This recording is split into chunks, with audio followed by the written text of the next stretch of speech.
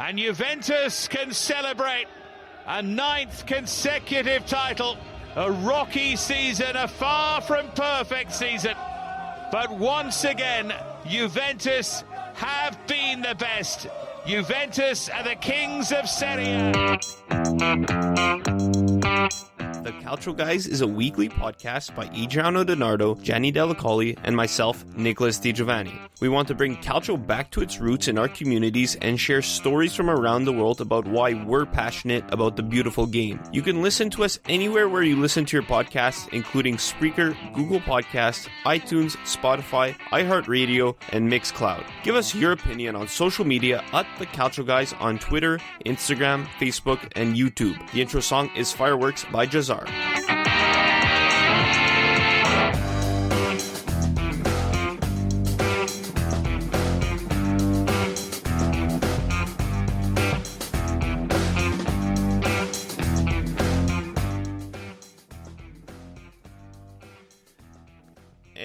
Any day that Juventus is champion of Italy this shit again is a good day. Hanging up the phone call. Where's the close button? I'm just going to mute myself. Okay, bye. Gianni actually left. He's gone. I can't wait to post this, but he's gone. No. Any day. No, I muted myself and I closed my mic. Just like last year. We're going to have to pull up that clip at CJLO from last year. Yeah, that was a good day. Any day that it is a good day, because any day that Juventus is champion of Italy is a good day. For the past 3,006 days, now dating back to May the 6th, 2012. Scudetto, number 36, number 38, whatever you want to call it. Only in Italy, 36. We have those debates. It's just a number, right? It's just a number. And it's funny. I'm not going to play the clip. I'm going to save this for next week. Next week, we're going to do a season review here on the Calcio Guys with Adreano Donardo and Gianni Del Colli. I'm Nicholas Di Giovanni, and I called Inter at the beginning of the season. You guys called Juventus, so congrats to you guys. Thank you. We didn't want to choose them. It was kind of like at gunpoint, but listen, I think we took the safe bet, and nobody was going to expect what happened this season, 2020. We've said it time and time again, but Juventus are the champions once again, 9 times in a row. But the big question mark is if they can do it a 10th time to make it 10 in a row. But we'll probably discuss that later on. So congrats to Juve for this year, and we'll see what happens next year. Gianni, Maurizio Sarri, former Napoli coach, becomes the oldest ever coach to win a Serie A title. I'm actually shocked about that because, like, what a story! You'd think 61, like, there hasn't been a coach older than 61 to win a title. Like, I'd understand if, it was 61, the oldest to win his first title, but to win a title period outright was it's crazy to think about. But obviously you got to feel happy for him. This guy started off as a banker working in Serie D, and he couldn't do it with Napoli. He couldn't win the Scudetto with Napoli. They got 91 points 2 years ago. But regardless, you got to feel happy for the guy. I mean, yes, it's crazy how 91 points you don't consider, like, you don't win the championship with that amount. That's he achieved some remarkable numbers with Napoli, and it's nice for him to see him getting his rewards and stuff. I mean, like, the Europa League last year was fantastic for him, and it was really close to him not winning anything this year. But I do find it weird too that at 61 he's the oldest receiver, but kind of makes sense. But I'm happy for the guy to get some kind of recognition. But everyone's been talking good things about him. So space for him now, and Adreano spills it, and Federico Bernardeschi, with his first goal in a year and a half, might just have won the title for Juve. Bernardeschi, that was his first goal of the season since September 2018. Okay, let's play this game. Let's do this now. Early predictions for next year's champion? Wow. Juventus. I don't know. Yeah, I mean, I don't know. That's a tough what's funny? one. A lot of Juventus fans, not including myself, honestly, would right away say it's not going to be Juve, but they wouldn't be able to tell you who exactly. I don't know. I honestly didn't think they'd win it this year just because it was a transition year, and I knew right away they weren't going to be a good team, and we kind of saw that they didn't have a lot of depth. So, but then at the end of the day, I saw how they're able to elevate their game against the big clubs and win the Scudetto. So it's gonna be weird next year. It's gonna be hard to say early on, without the summer transfers. I think Inter could be up there. Yeah. I don't want to say Milan for a Scudetto. No. I think they could fight for Champions League, but definitely not Scudetto. No. I mean, I think going even back to Sarri, moving to Juventus. What's that saying? If you can't beat them, join them. I think that was kind of what happened over there. And listen, I think it took an adjustment period. Obviously, I think with every new coach, new system, that's what happens. But that's going to be now year 2 under Sarri for Juventus. They kind of know where his head's at. They know how he plays. And Juventus, they're not stupid, right? They're going to go and I would hope, not hope, but I would think that they're gonna improve, even though their roster is top notch already. I think they can always improve, and I think they will. And the pieces that they do need, maybe it's a broken record, but they do need that midfield, set up a bit better. They're obviously getting Artur coming in, but I think a couple more pieces, and they're not going to go away just yet. I don't think Juventus. I hope they do, but if I'm the betting man, if I'm realistic, I think they're not here to stay forever, but I can see them getting number 10. But I also like the looks of Inter. Obviously, now it's gonna be another year under Conte if they stick around with him. Lazio. If it wasn't for COVID, who knows where they could have what they could have accomplished, what they could have achieved this season. And Atalanta is just a scary beast when they're all guns blazing. So I think it'll be another fight to the finish for the Scudetto this year, and I don't think there's going to be a standout pick going into next year. The only, I heard that Inter is trying to make the Sensi move right now, and they're trying to official, and Napoli's going to go buy Osimhen just to add some extra offense because their offense is atrocious this year. I'll talk about a bit more of it later. But in the end, Juventus is still the overall solid squad because they're willing to invest in every single part of the field that's missing. And every year there's always a big splash for them in the department that's lacking. So for me, I don't see, even though these other teams are getting better, it's just that the level that they're getting better to, Juventus is further on from that. It's like, I put an extra, I don't know cars, but it's like I put an extra 10 horsepower in my car. Okay, great. Now you're at the same point that Juve was 5 years ago, Yeah. You know what I'm saying? Everybody's playing catch up. Yeah, and the thing is, Juve, it's not like as if Juve is slowing down. They're still adding. So you would have to really go out of your way just to surpass them. So it's really hard to debate the fact that maybe Juve might lose it next year. Yes, there might be a point where they have to lose it, but I don't know if it's going to be anytime soon. So looking at the other end of the table, a ton of games today alone. We are recording this Wednesday night. We are going to have David Fonte on later from Milan Club Philadelphia, completing our Philadelphia trifecta. That's it. That's it. Can't wait on the show. And so we're going to leave the Milan talk to him after. So a lot of games today. So the top 7, we know who the top 7 are. We know Napoli's going to finish in 7th. We know Milan's going to finish in 6th. We know Roma's going to finish in 5th. And then Inter, Atalanta, Lazio, they have, just the seeding really is left to play for in the last match day. But the important game is Sunday, or the important games are Sunday with Genoa, Verona, and Lecce against Parma, the relegation game. Genoa. So I messaged Fabrizio from Genoa Club Canada after their brutal loss against Sassuolo. I asked him, what does it feel like being a Genoa fan right now? He said, it's frustrating because last year Preziosi said they're not going to have another season where they battle relegation all the way until the last match day. Well, surprise, surprise, here they are battling relegation all the way until the last match day. A year ago, they played pretty much a friendly with Fiorentina. They played out to a draw. That allowed each of those teams to stay up. If Inter had beaten Empoli, which they did, but it would have been interesting if Empoli scored a goal at the end. They hit the post. You got to feel bad for Empoli. Honestly, I'm hoping Lecce stays up. I said it 2 weeks ago. I think Genoa is a team that I think they need to go down to shake things up. Even just the season, it would suck. They're an historic team. You're going to lose a derby, but it's going to be interesting. We just hope Verona doesn't let them go off easily because Genoa does have the advantage. Gianni, who do you think stays up? If I'm going to have to take a shot here, I mean, there's pros and cons to both. Lecce's got Mancosu, who's like almost in the top 10 of scoring.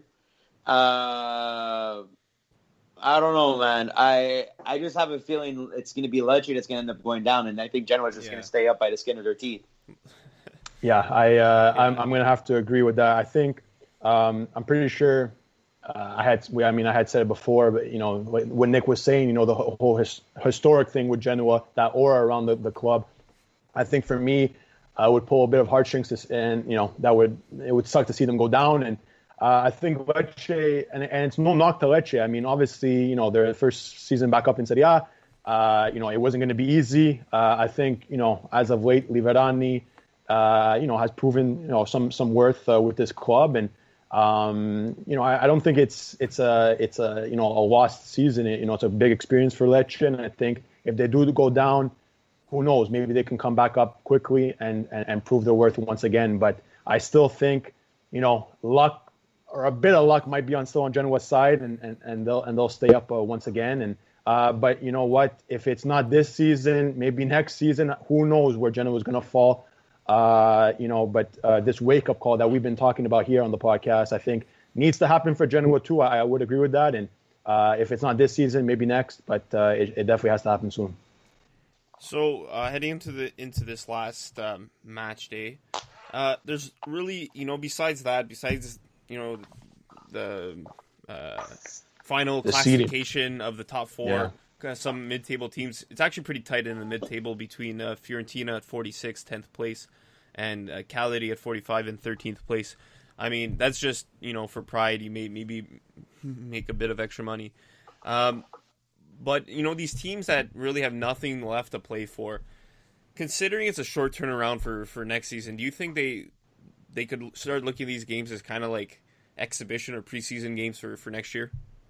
Definitely. I mean, I think if they're smart, these clubs, obviously we saw it with the Juve or Cagliari Juve game today. Juve had, obviously a weaker lineup, if you can say, and these guys got these experiences. How many times have we said on this podcast, these younger players getting experiences in Serie A, in big moments, in a game, is so crucial for these young players to develop.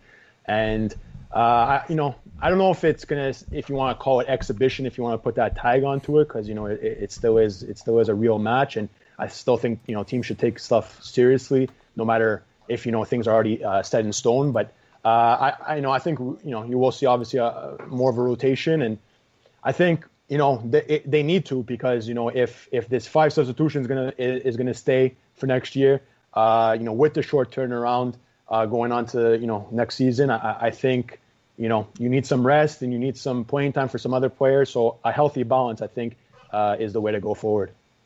For me, the only thing that just it's weird is that the amount of points that separate the 18th place to 10th place, just as an example, is 11 points, right? So just because these teams are mid-table, you don't have that much of a gap from being one of the bottom 3 teams. So here's the thing. I would say play the Primavera just to showcase your youth or whatnot, so that you probably have some talent to sell, and then reinvest that into some temporary fixes into places that you need help in and whatnot. Because these mid-table teams, no matter how much money you invest into your roster, there's no way. Well, you could probably crack into the top 6, but to get into the top 4, it's near impossible unless you do it solely like what Atalanta did, where they just carefully got their pieces one by one. Because we're, for example, Fiorentina 10th place, we're good. You're 11 points away from being relegated, even though it's not going to happen. It's still a risk. So either A, you play your young rosters just to see maybe these guys are solutions internally. We can find somebody right away. Or B, maybe show off a good player or two, have one of the top teams, whether it's in Italy or in another country. Oh, maybe we can get another 15, 20 million plus for this player. Sure, we'll flip him, and then we'll use that money, get more of a vet, but somebody that can help address certain needs right away. Yeah, that's the way I'm thinking of it. Johnny, you should take control. You should take control of a Serie A team.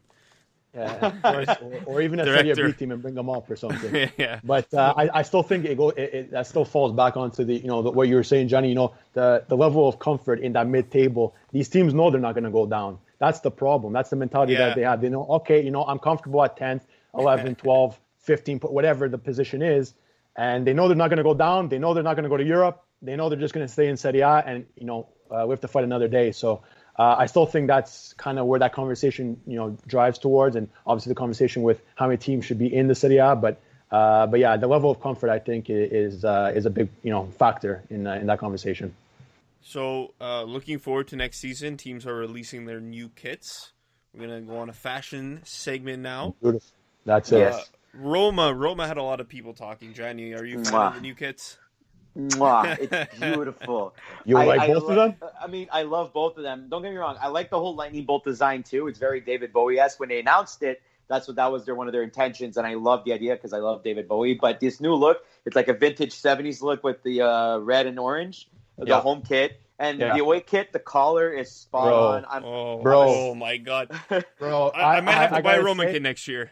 Yo, I gotta say, we're not Roma fans, but when I saw the away kit, because for me personally, I like the away kit a bit more than the home kit, if I could be honest. But yo, the white kit, I was even talking when the game was on before, hoping for a Torino result, but not even that they could have done us. But no, honestly, beautiful. It could just clean. Roma doing a good job with that. The collar, Roma, the English Roma Club English, what was it? Their English page on Twitter, posting all kinds of great stuff. So I don't know. It was just, for me, clean, simple, beautiful. Honestly, the Roma home kit, when I first saw it, I thought it was really cool, like a nice vintage look. But then when they wore it on the weekend, I don't know. It looked like it didn't have a personality to it. Like it was just lines on the shirt. There was nothing that stuck out about it. I don't know. It was weird. You support a team that has black and white stripes as their uniform. You want to talk about personality on a jersey?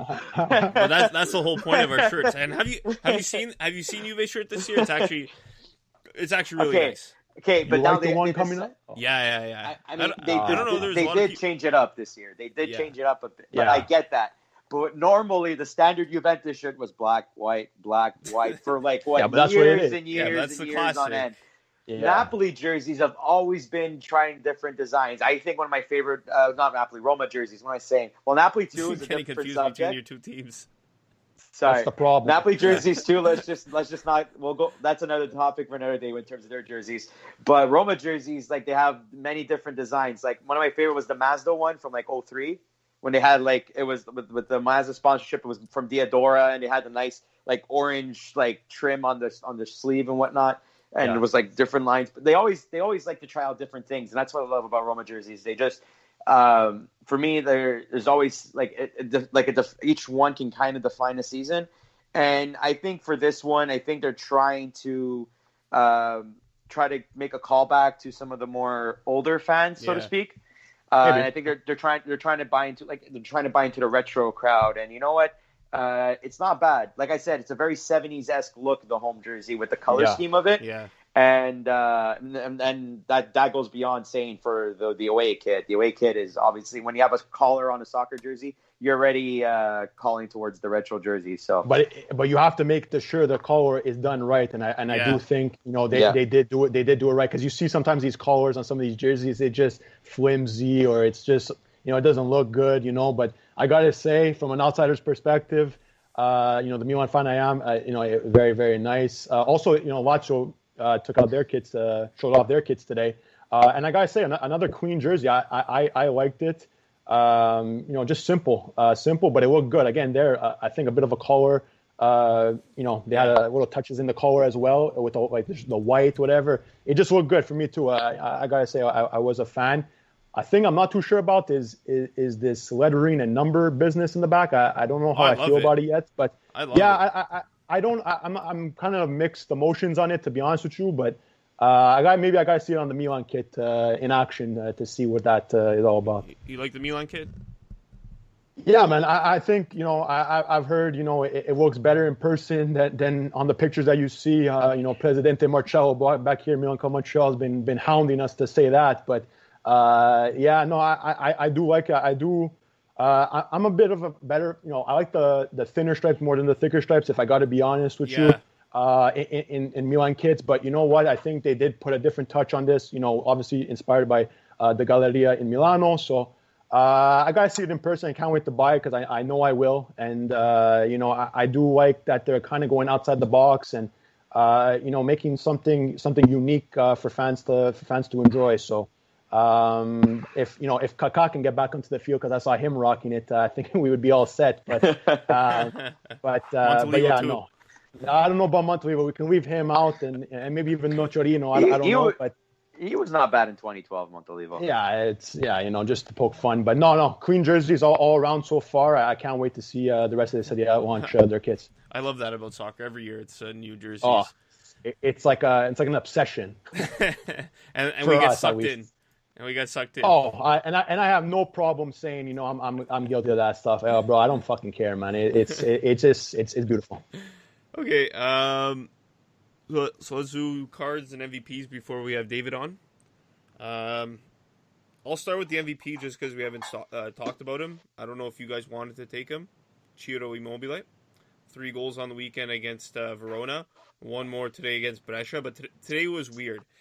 You could tell the whole game Lazio was just purposely playing to get the ball to him. And, it wasn't natural. It was so forced. He only scored 1 goal at the end. Obviously, I think he could have had more. He had quite a few chances, but now 35 goals on the season. He could tie Higuain's record, where Higuain set the record in his hometown of Napoli. Too bad no fans are going to be there to see it, but it is going to be a tough game still. But I think he could set the record. I mean, he did score the hat trick against Verona. What a game! I mean, still was 2 penalties, but not his fault. He still has to score them. So he's got my MVP of the week. Ciro Immobile. Immobile looking to curl it. That is stunning. And that is now number 33 for him. If the penalty was a formality, that took some finishing. And by the way, I did have a honorable mention for this. It's Napoli's offside trap. It worked. It worked 4 times. I don't know, man. If I was... that deserved be pick. We posted it on our story, and you just saw it all over here. That biting of the hand. I don't know how he didn't rip off that crisp black tee that he always rocks on the touch line. I would have probably fumed if I was him. But oh no, this guy, I don't know. He's one manager. You guys say this guy's always with that crisp black tee, looking sharp as ever, and his team backs it up too. But yeah, I'll go. I guess a lot of next. fashion here on the Calcio Guys.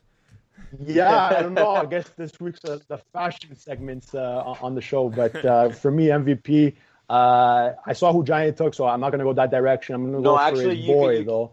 I'm going to go for your boy. I want to go for your boy, Federico Chiesa. I thought you were going to go for him, but when I saw what you wrote, I was like, okay, I guess I'll go for Chiesa, Freddie Church. I actually changed it because I wanted to give you a chance to do your boy. But it's okay. Well, I guess we're going to have roles reversed today, but it's all right. So go with Chiesa. I'm okay with that. Go ahead. Yeah. So Chiesa, obviously today, talking about hat tricks, he scored himself a hat trick as well. I believe it's the first. It was posted. I think Opta had posted the first Italian Fiorentina player since Aquilani, I think it was, if I'm not mistaken, to score a hat trick in the game. So, say what you want. Again, we're gonna bring this up again. Say what you want. The flack, the inconsistencies. When he does well, I think he should be praised. This week today actually. It was the Chiesa show and.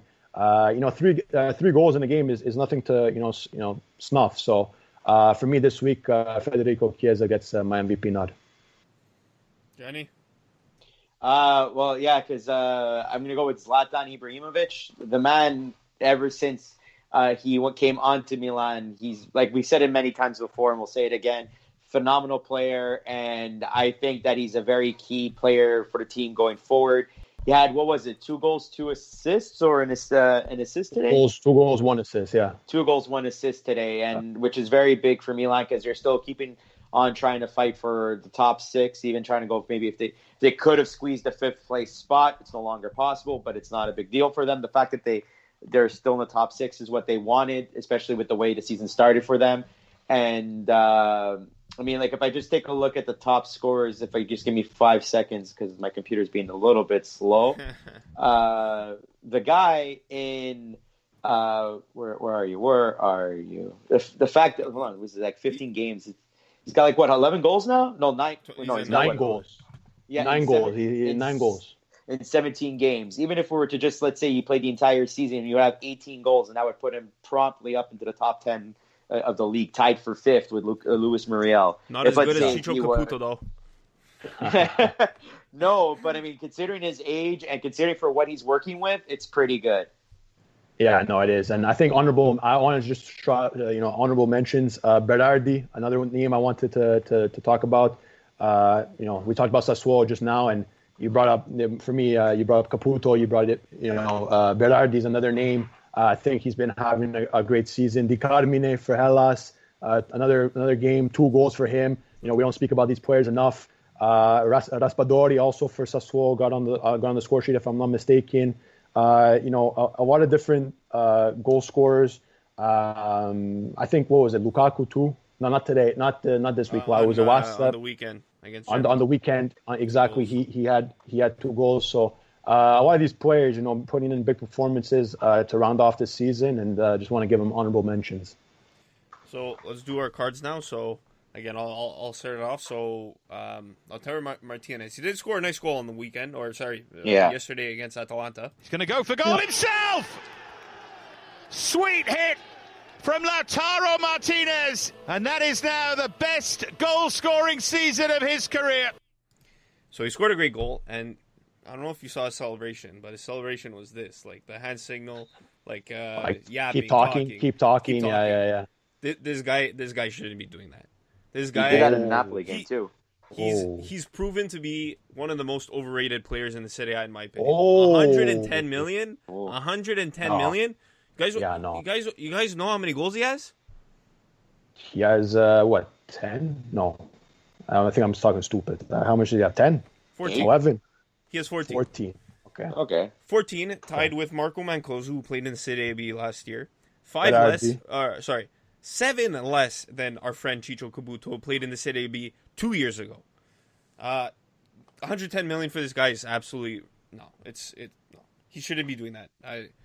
He knows he's struggling. He knows he's the second striker on this team. Lukaku's their star, and he's doing that in a game. It's useless.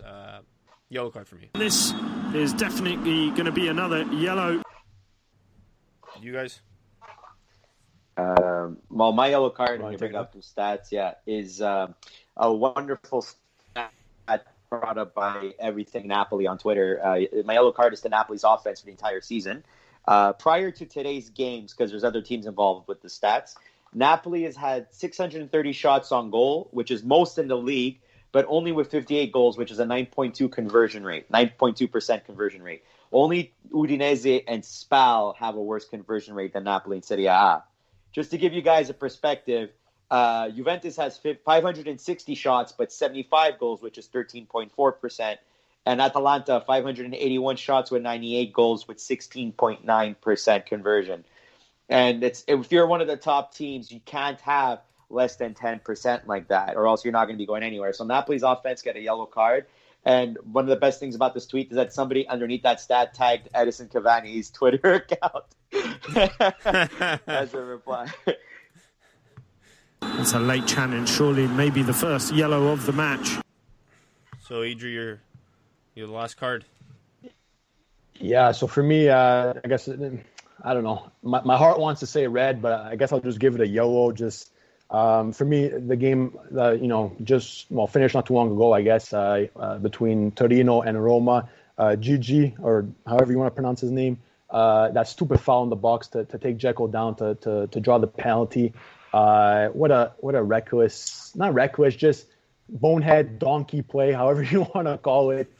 We like to say that now, but I don't know, just terrible decision making on that play. Like, okay, you're going for the ball. It's in the box. It's a risky tackle to make, or to attempt at least. And he didn't get the ball after all, and he took Dzeko down, and Diawara converted the penalty. So just for me, GG there, total reckless or bad decision making on that play. For me, merits a yellow card this week.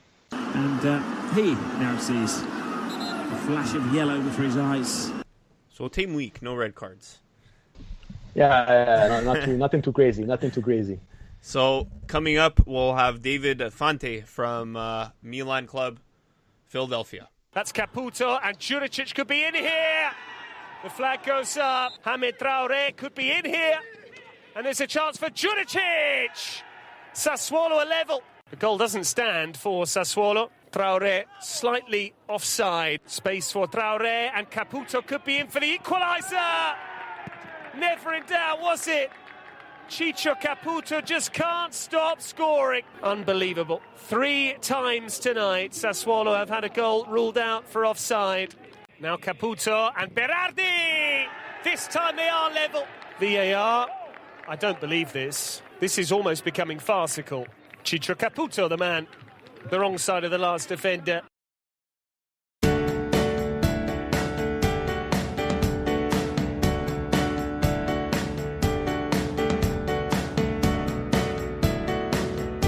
Free kick.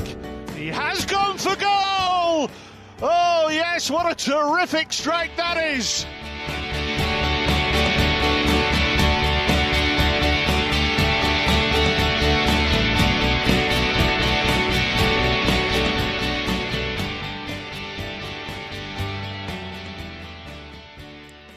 Welcome back to the Calcio Guys. You just heard Circles by Jazar, and joining us all the way from Philadelphia, a long-awaited guest, is David Fante from Milan Club Philly. David, how's it going? It's going great, guys. Thanks so much for having me tonight. No problem. And I'm fucking stoked. I'm stoked. Man. Presidente from Philly, finally on. It's long-awaited, and I couldn't be happier. Oh, I appreciate that. Thank you, Adriano. I'm David, excited to be here too. It's been a long time coming. So yeah, exactly. What we do with all of our guests. First, I want to ask you, how did you become a Milan fan? For me, it was after the 2006 World Cup. Before then, from like 1990 is when I really started following calcio in general, and it was more about the national team at that point. So I kind of got the bug thanks to Paolo Maldini, who I absolutely loved from the Italia 90 tournament. And after that, it was, either the World Cup or the European Cup every 2 years going by. And finally, 2006, Italy wins the World Cup. Fox Soccer Channel is easily available. And so, I'm able to watch, being really excited about the national team win.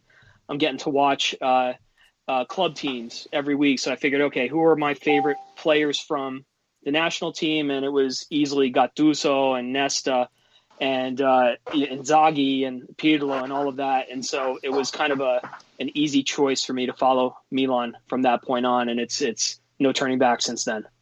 So quickly turning to this year's Milan. So they just played Atalanta and Sampdoria. In the first games against these two teams, they lost 5-0 to Atalanta and tied Sampdoria 0-0. Fast forward 7-8 months later, 1-1 draw against Atalanta, 4-1 win at Sampdoria. Is that the perfect example of the way they've turned around this season? Absolutely. And I think if you had asked me towards the beginning of the restart, I would have been a lot less confident about those two matches.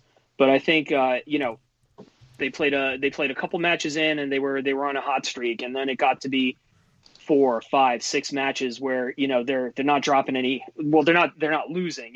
We had a couple draws in there, but they're scoring goals, they're winning, they're playing the best football that they played in the past couple of years, in my opinion. So when it came time to actually play Atalanta, I was pretty confident about it. I mean, I knew that we would have to work hard and be a challenge to win the match, but I think they went in there and it was absolutely respectable against one of the hottest sides in the league right now. So yeah, between that draw and today's win, it's like, to me, it's more than just a hot streak. It's really a sign of some significant change that's taken place, and hopefully it's something they could carry into the next season with them. No, absolutely, Dave. I think you said it right, and I think that example that Nick brought up it speaks volumes to what has happened. We've seen the ups and downs this season for sure, and everything in between. Where do you see? So the question that we wanted to ask is where do you see that line? Who has done the most, or what has been the main factor for this Milan side's resurgence, if you want to call it that? Has it been Zlatan's arrival? Has it been the trust they put in Pioli? Is it Suso leaving? Piontek leaving? What do you make of what's gone on this season so far? Well, I think the two factors, not just from the restart, but the two factors that at least since the midway point of the season, where Donnarumma's kind of continued just high level and high standard of playing. I think he's saved Milan a lot of times, and I don't see how they move forward without him. So Donnarumma's consistency, I think, has been helpful all season long. Bringing Zlatan in just instantly changed the demeanor of the entire team, and I think that's critical. And I read the critics on Twitter and social media all the time talking about, like, you have a 38-year-old guy, you're really going to expect him to play another season. Well, he, whether he's scoring or whether he's setting somebody up, or even if he's on the bench, he's constantly there. Like, it's not just about the data and the results. It's about what he means to the team from a leadership level. You know what I mean? He's got the intangibles that there are very few players in the world that have the kind of the impact on a team that somebody like Zlatan would have. So for me, it's the two of them.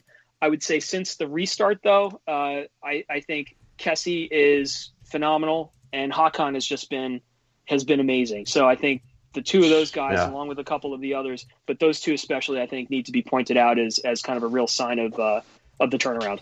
Yeah, it's crazy. Hakan went from pylon to player in about 6-7 months. With that pause, I don't know, man. He literally went from pylon that we were calling him to an actual player, and it's surprising to see. I gotta say, I was shocked personally to see that turnaround, and hopefully it's here to stay. And I think somebody like him, it's okay to be critical if you're fair, right? That's the way I see it. Like, if somebody deserves criticism, it's okay to criticize, as long as you're talking about the performance and it doesn't get personal and anything like that in anything. And he's somebody that a lot of people they criticized him both professionally and personally as well. And I think now he's starting to show like what he's really capable of. So I hope that this is the Hakan that we continue with into the future, because right now he's hot and nobody can say anything about it. Good for him. Yeah. He proved the haters wrong. So that's it. I got more of a fun question coming up right now from our good friend Jan on Twitter. He's like, if you could pick one album to represent how this Milan season unfolded, which one would you choose? So I saw Jan's question earlier today, so I had a little bit of time to think about it. And I keep going back to my first instinct, and I hope Jan's not disappointed with it, but I have to say it's Tommy by The Who. And not the studio recording, but the movie soundtrack where you have like all the guest stars kind of coming in. But it's if you guys aren't familiar with the album, it kind of starts out, on a sad, sort of depressing note to set the story up. It's a rock opera where Tommy is, his dad dies in World War II. He's got some trauma, and he's blind, he's deaf, and he's mute, so he's not able to communicate with anybody. So he's practically a vegetable. His mom remarries, all these weirdos come into his life, and then all of a sudden he starts playing pinball, and he becomes like this cult idol, right? And towards the end, it just keeps building and building and building. And then it's like the huge finale. He can finally see, he can hear, he can speak, and that kind of thing. And so that's how I see Milan's trajectory. We started out like down here, and we just kind of kept going and going and going up until the big grand finale. So I didn't know Pinball Wizard was on that album. Oh yeah. Ah, cool. You learn something new every day. So if you like Pinball Wizard, make sure you listen to the movie soundtrack version of it, because Elton John is actually singing. And I love Roger Daltrey, but Elton John comes on and he tears it apart. It's really amazing. Of course, it's Sir Elton John. Well, exactly. Why would you complain? Oh boy, my dog starts barking now. Oh man, Oh, this CK, is what CK. happens. This is what happens. Okay. He wants to get in on the questioning. You guys do the next question. I'm gonna get him out of here. Perfect. So Dave, obviously, we've seen different players emerge. You spoke about Hakan, you spoke about, other players. Frank the Tank obviously has been, second to none. Another player that's kind of flown underneath the radar, per se, I guess you can say, is Kajer or Kajar, however the hell you want to pronounce his damn last name, partnering up with Romagnoli. What do you make of his season with Milan so far? Do you agree with them signing him on a permanent deal for that? I think it was 3 or 3.5 mil. And is he the partner that can elevate Romagnoli's game and just the whole package? What do you make of Simon Kjaer? Absolutely. I think first of all, he was a bargain, absolute bargain. And I never expected somebody like him to come in and make the impact that he has made. So I think we need more of those kind of veteran presences, right, on the team.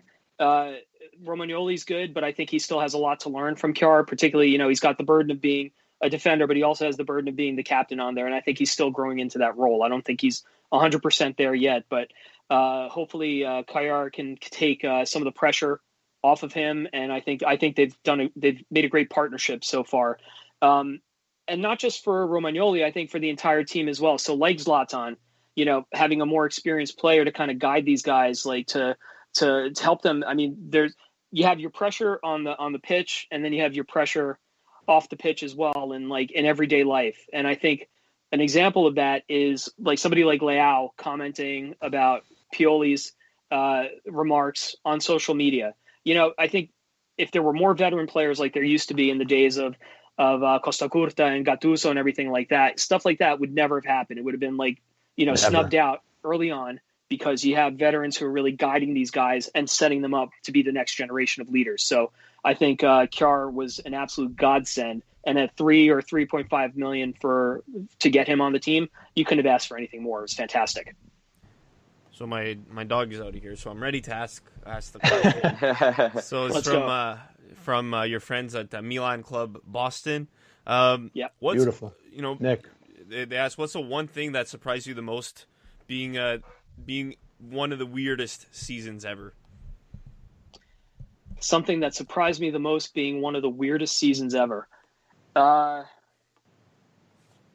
think what surprised me the most was really how they turned it around. We're talking about, we had some success after the midway point before the shutdown.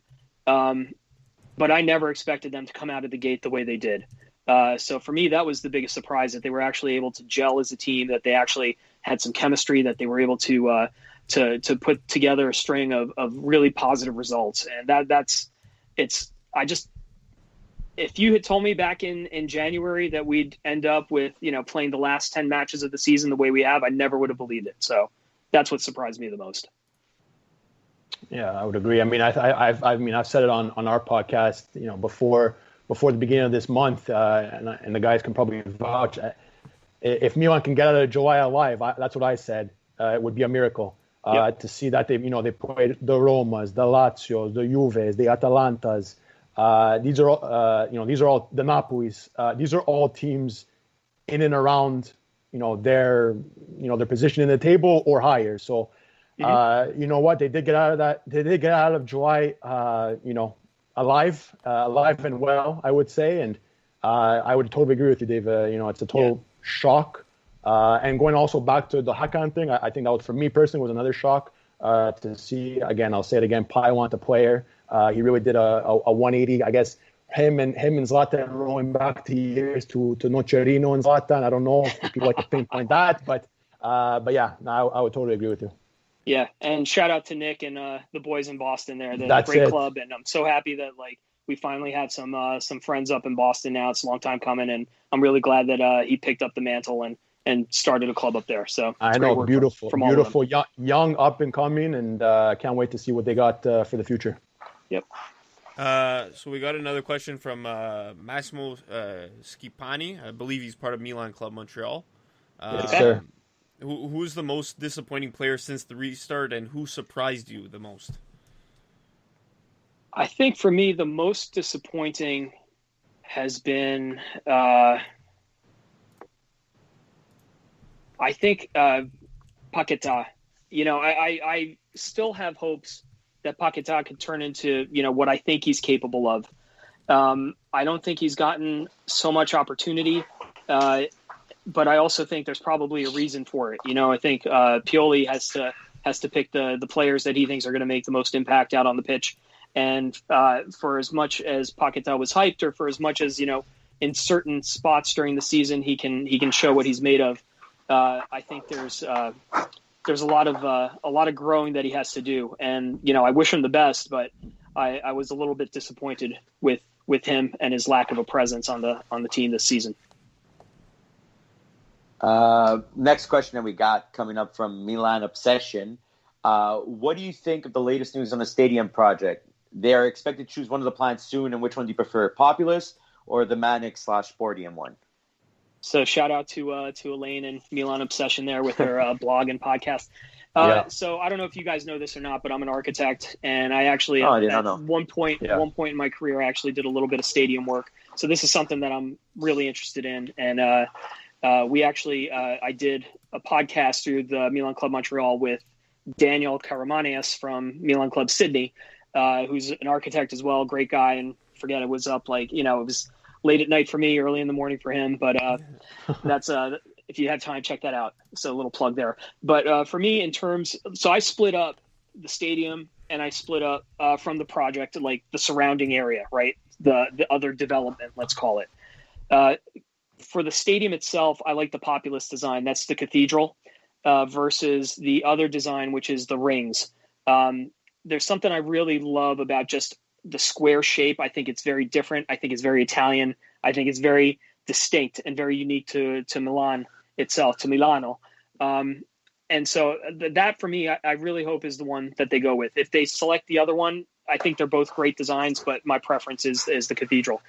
In terms of the outside development, though, they're doing different things, trying to maintain at least part of the existing San Siro to be what it is.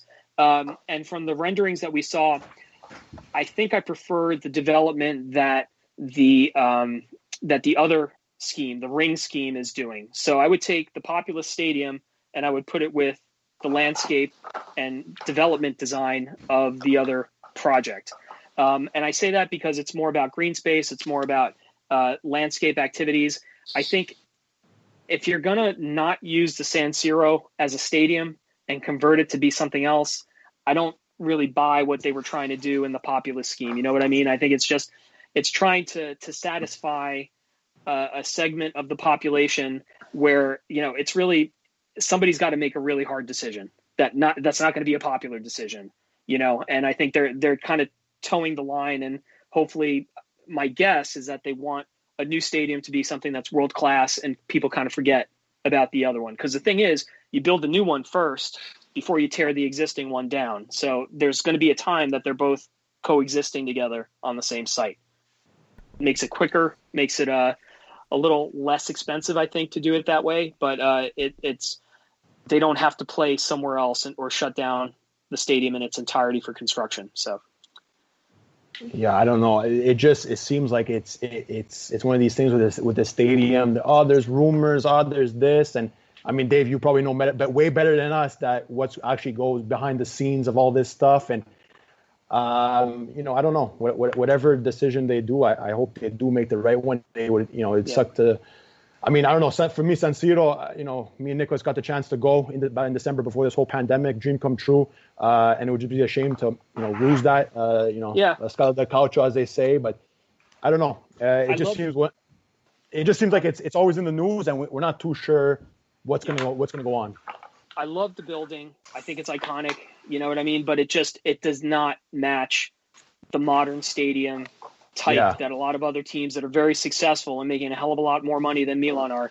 It doesn't live up to those standards. So it's you gotta either suck it up and just renovate the whole thing or build from scratch. So I hope they make the right decision for them. I'll miss the San Siro, but at the same time, my heart tells me, keep the San Siro, but at the same time, my head tells me the right thing to do is really to move on with something new. So, absolutely. And talking about the future, we had a couple of questions actually coming in relatively the same topics. So we had questions from Genoa Club Toronto, Milan Legends Anthony over at milanlegends.com, Pizza Calcio, our good friend Pizza Calcio on Instagram. Talking about next season and what can come from next season with this Milan side. Can they win? Can they get into Champions League? Are they able to win Europa League? And just where will they finish next year under Pioli? That now we know is going to be leading the side. And just where do you see this Milan team going into next season? Do they keep this form that they've had, since the restart, or is it back to, square one with this club? I really hope they do keep the form up. I mean, they've proven a lot in the, since the restart. Whether they actually do or not, anybody's guess. But I'm really happy that the whole Rangnick thing fell through. I was never convinced from the beginning. Okay. I can't pretend that I even knew what the guy was about or anything, anything about his past. Of course, it's all kind of secondhand from what I read, but I've never seen it up front, never even knew who the guy was until all the Twitter experts came out and started talking about how amazing he is and what he's done in Germany. I think, would he have been able to do something? Sure. But like anything else, it's going to take time. And, just seeing what happened with Gianpaolo this year, somebody at Milan is not going to get that time to do it. And especially with a new role where he would have been both the manager, the sporting director, and the coach. That's unproven in Italy. And I think there's going to be a whole lot of culture shock that would have been associated with a move like that. So I'm happy that they selected Pioli. I think Pioli's only going to take them so far. I said the same thing about Gattuso when Gattuso became coach, and Adriano, how much I love Gattuso. Of course, the guy's amazing. And I actually thought originally they should have held on to him. Who knows what would have happened, but I think Pioli's done a real commendable job. I think he's gotten the team to kind of understand each other. I think he also had what Gattuso didn't have with Ibra there and a couple other pieces in the puzzle that really started to make things happen, like Teo, really making an impression with the matches he's played with Hakan's now resurgence. Benacer, I think, has been really good this season, and Kessie has just been blowing it up. Exactly. So I'm going to give Pioli a chance, with the understanding that at some point he could only take us to a certain level, in my opinion. But I think if they come out of the gate next season the way they have with the restart here, absolutely, we're going to make Champions League. And I don't want to get ahead of myself, but who knows if we're going to be the ones to dethrone Juventus before they get their number 10. So you're saying okay, you're saying that. Do you think winning Europa League is a possibility next year? I don't know if they're going to take it seriously or not. I think interesting. I think their focus is going to be on really on the Campionato instead of the Europa League. They've even in the past they never seem to have taken it quite as seriously as I thought maybe they should have. So I think as an organization they're really going to try for the Champions League next year. That has to be their goal, and if that means committing your resources to that and getting as high in the table as you can, I'm willing to let the Europa League go if that's what their goal is and if it helps them get there. Just to touch upon a bit on the Gattuso thing, one of my closest friends is a diehard AC Milan fan, and before he signed with Napoli, I always told him with the results that he was getting with the team that he had, I'm he's a decent manager, he's pretty solid, and the players love to play for him. And I was one of the few people that when you guys let him walk, well, not let him walk, but kind of let him go, I was ooh, I don't know if it's going to be a good thing that they do that, but it's working out for you guys and for Napoli. They won the Coppa Italia. They also kind of struggled a bit too, and they managed to get a turnaround under him. So it seems that he's actually a better manager than a lot of people give him credit for. Yeah. And just to divert a bit from, sorry, go ahead. Can I just make one more point about that? Of course. Gattuso missed the Champions League by 1 point. Yeah. 1 point. Okay. 1 point translates into a bad call, or somebody had an off game and like screwed something up, and like it's the difference between a tie and a loss. Okay. Yeah. So you cannot, no matter what happens throughout the entire length of the season, you cannot put that blame on Gattuso. That's 1 point that I put that squarely on the players, because you know what? If somebody had just pushed a little bit harder, maybe one result would have been different, and it changes the entire season. That's it. And on top of it, what the tools that he had in his toolbox to work with is another talking point that was always discussed, with Gattuso's season with Milan, because like you said, 1 point, if Piontek didn't score, or whoever, Suso had that off game, or well, he had many off games, but that game in particular. Perfect examples. Exactly. Those are two perfect examples. Exactly, right? Yep. So that it does go back on that, and Gianni has seen now at Napoli with the players that he has at Napoli. They're doing some great things. Obviously, winning the Coppa Italia for Napoli was huge, and Gattuso, being the Southern guy that he is, he knows the mentality. The players love to play for him. At the end of the day, he's one of them as much as they are.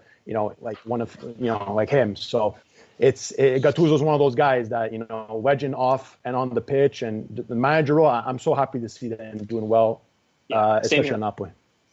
Johnny, I hope you're happy. You're getting me worked up. Am I like getting too loud, or am I right? No, you're perfect. Usually I'm the loud one, so it's good to have somebody else that's loud too.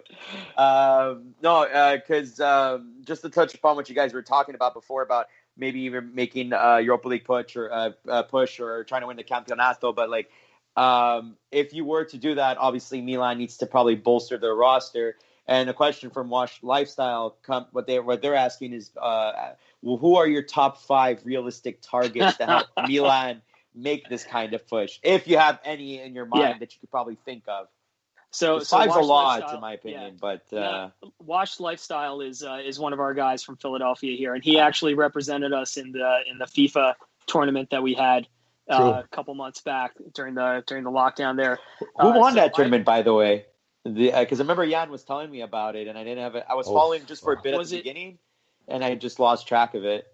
But it was a very awesome concept. Was it Egypt that won? Wow, possibly. But our boy Sammy did pretty well too. So I don't know. Yeah, he went to the semis or whatever. I don't remember. But Sammy, our boy, Milan Club Philly, he did the work in that tournament, and Massimo too. Actually, did very well too. Nice.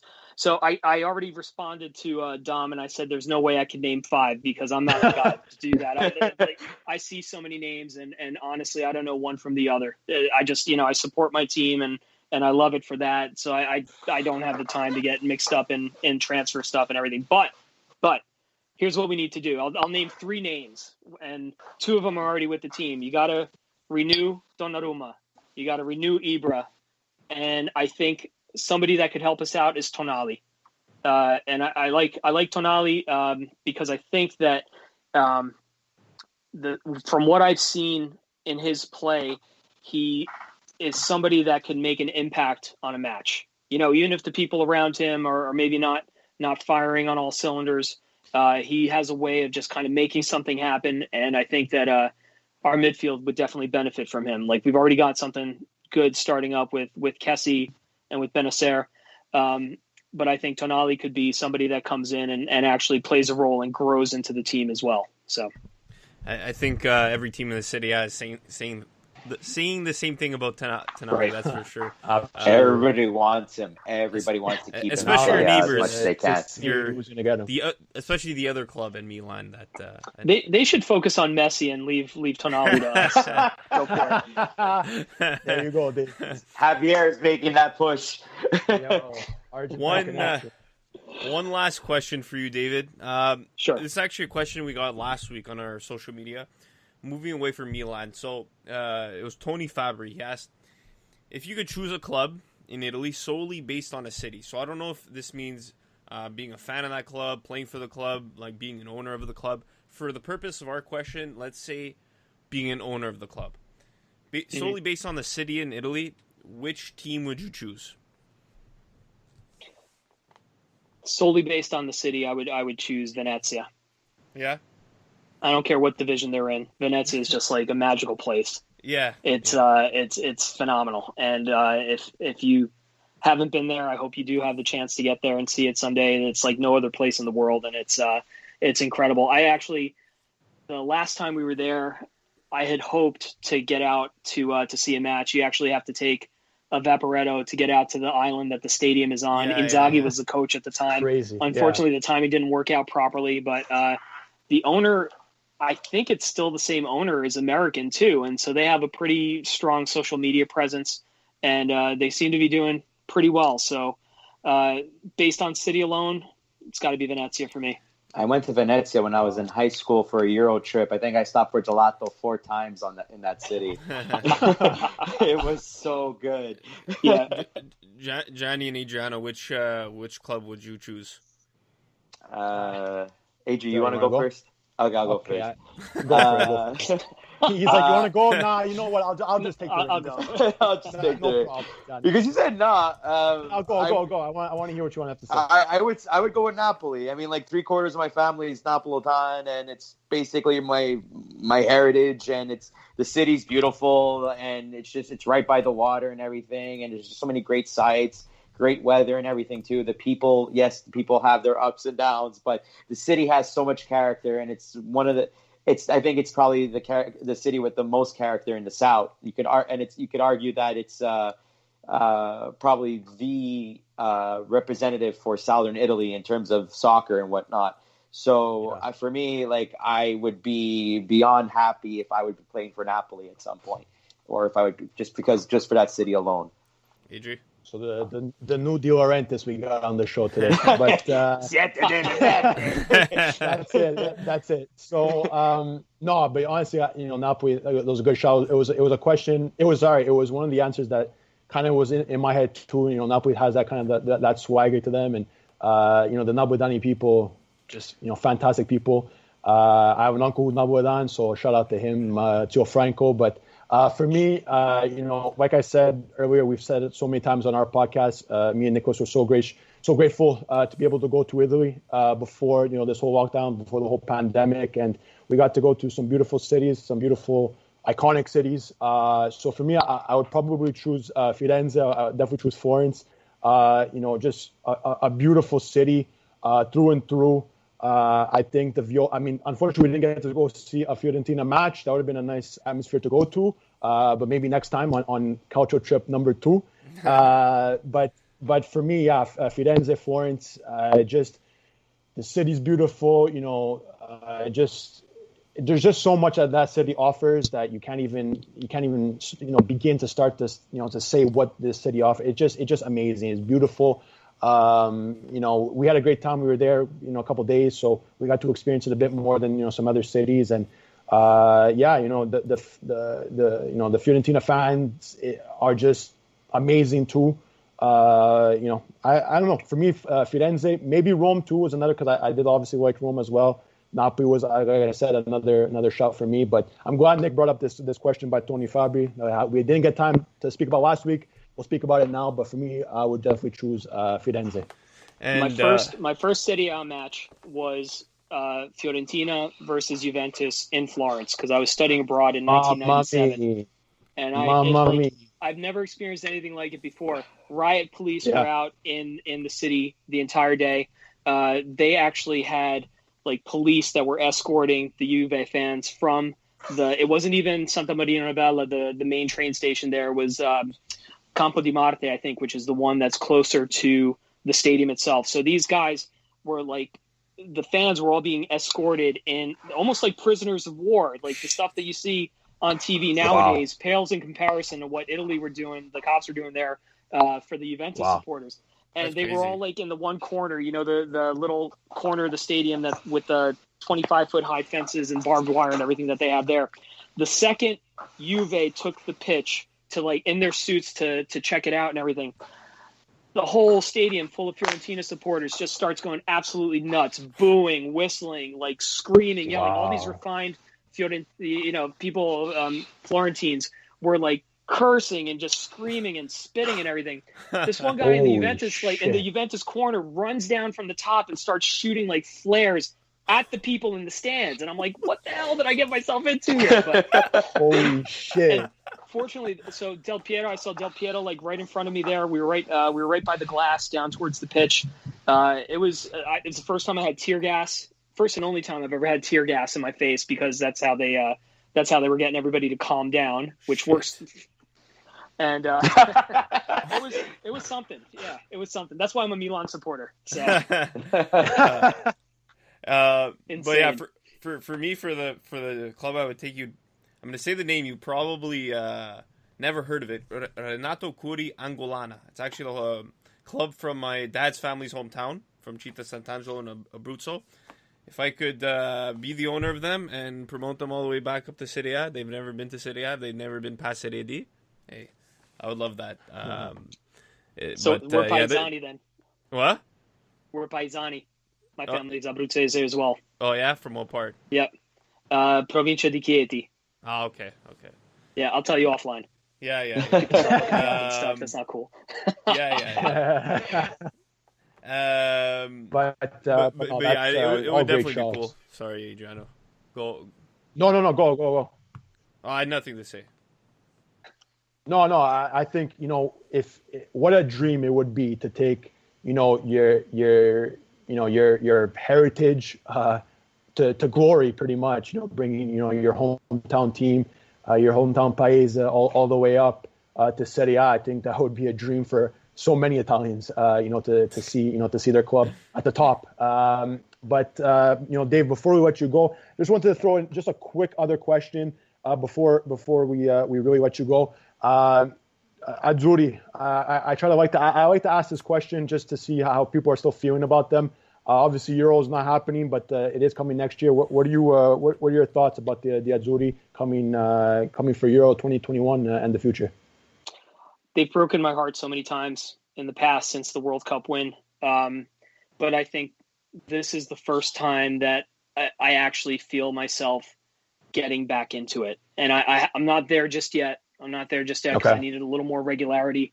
But I think Mancini has done a phenomenal job building a young core of players that are going to take us through. I think probably delaying the Euros was a good thing for us, to give them a little more time to develop, a little more time to get some experience under their belts. But I think I have high hopes that when it resumes next year, that we're going to be in a good place. So I have some higher expectations this time around, and I just hope they don't disappoint. Absolutely. I think we can all vouch for that answer. But Dave, honestly, from the three of us, we really like to take the time to say thank you for taking your time out of your day to speak to us here on the Calcio Guys. And we finally finished the trifecta, the Philly trifecta. We finally got it done. We can't wait to do round two with everybody. Phil, Gigio, two other great guests that we had on our podcast before. But we know you're so famous on Twitter. You guys are top-notch, Milan Club Philadelphia. But if anybody is listening that doesn't know, where can we find you on social media? Okay, so on Twitter and Instagram, it's the same. It's at Milan Club Philly. And we're on Facebook as well, facebook.com/Milan Club Philly. Reach out, come say hello. You guys are certainly invited to Philadelphia once all this nonsense with COVID works itself out. But we'd love to have people visit us. We'd love to meet new people as well. Even we love to. Everybody's welcome, and that's the thing. No, beautiful. I feel very strongly about that. Especially nowadays. Look, everybody. We're all people, right? We all got to get along. We all got to be better to one another. So I don't care what team you support. Come hang out. Don't be a dick, and we'll have a good time. If somebody comes looking for trouble, we don't need that. We're not a part of that. But that's never happened in the 6-7 years that we've been doing this. It's always been a great run. We've met so many wonderful people, and hope to continue to do so. It's been a pleasure meeting you guys, though. Thank you so much for having me on the show tonight. Greatly appreciate it. Absolutely. Thanks for coming on. Definite pleasure. And just to say, we admire what you guys got going on in Philadelphia. You guys got 3 fan clubs, a Gran Cafe L'Aquila, coming together week in, week out. I don't care what game it is. You see Phil, you see Gigio, you see yourself. all the fans and all your members at that one location. It just shows, like, and what you just said, you don't care who you are, what team you support, the unity that Calcio brings to people is what definitely counts, and you can really see it in Philadelphia. So again, we want to shout that out because we admire it from here in Montreal. But so everybody definitely give Dave and Milan Club Philly a follow for us. Catch us on all social media platforms: Twitter, Instagram, Facebook at the Calcio Guys. Catch our podcast on all your podcasting platforms, and we'll talk to you next week to talk more Calcio. Thanks for listening. Ciao. Bye.